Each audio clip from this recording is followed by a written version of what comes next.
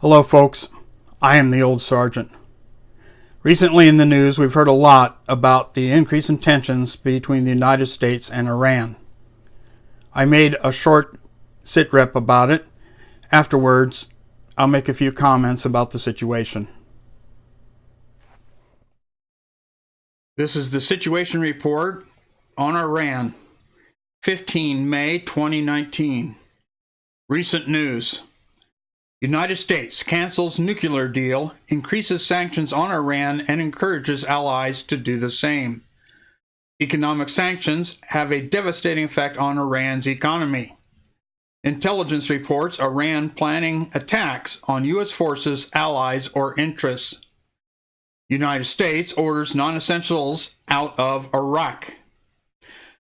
Iran connected attacks, sabotage of oil tankers. United States declares that any attack by Iranian proxies will be considered an attack by Iran. Examples of proxies are Hezbollah, Hamas, and the Palestinian Islamic Jihad, or PIJ. United States designates Iran's Republican Guard, the Islamic Revolutionary Guard Corps, IRGC, as a terrorist organization. Announced military deployments.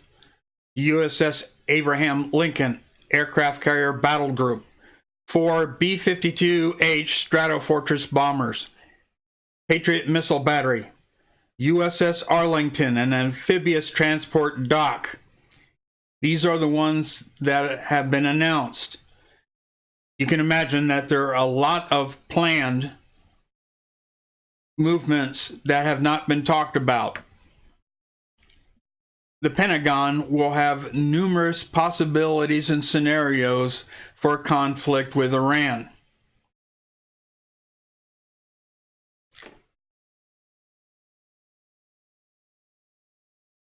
Extremely dangerous Dogma is driving Iran's actions. Iran is looking for the 12th Imam, or the Mahdi.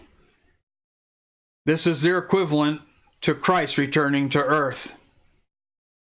In this case, the Mahdi, line by line, can be compared to the Christians' Antichrist. In order for the 12th Imam, the Mahdi, to appear, the world needs to be on fire.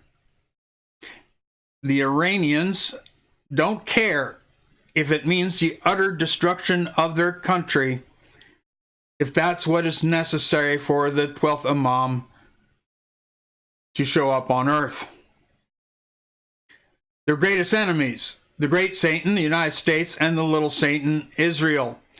They have been working for nuclear capability because that is the way to take out the United States and Israel. A couple of nuclear bombs in Israel will destroy the country, and a well-placed electromagnetic pulse attack above the center of the United States would take out the American electric grid and essentially kill 95% of all people within a year. They have been using their missiles and testing them to get to the right arc and the right altitude to detonate a nuclear warhead if launched from a ship in the Gulf of Mexico. They have such ships. There are terrorist sleeper cells within the United States ready to be triggered by Iran should Iran order it. Recent intelligence is that military action has now been put into the hands of the Iranian military and out of the civilian jurisdiction.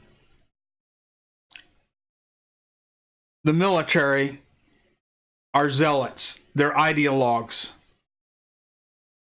They will attack with the belief that they are doing their God's will. I was serving in Korea when the Iranian hostage crisis started.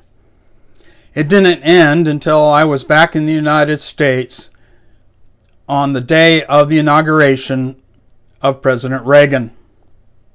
Since then, we have been fighting these folks in little minor proxy wars or actions as they extend their Shiite Islam around the world with as many terrorist activities as they have the finances to do. Recently, we have stopped our work with Iran with an extremely poor and faulty treaty.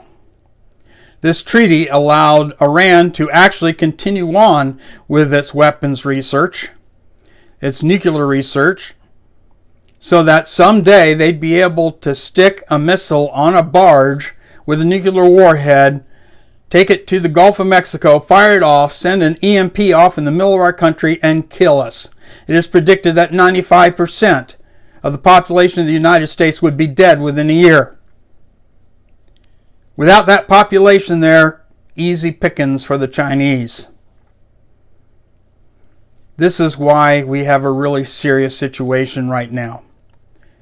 While Iran's military was in control by the civilians, even though the Ayatollahs fully believed in their doctrine about bringing the 12th Imam, possibly they were more interested in keeping their power and living long. However, the same can't be said about the military. The military consists of zealots who believe wholeheartedly that they must attack and start the flame around the world so the 12th Imam will reappear. That's what makes these people extremely dangerous to deal with. We're not dealing with a rational country.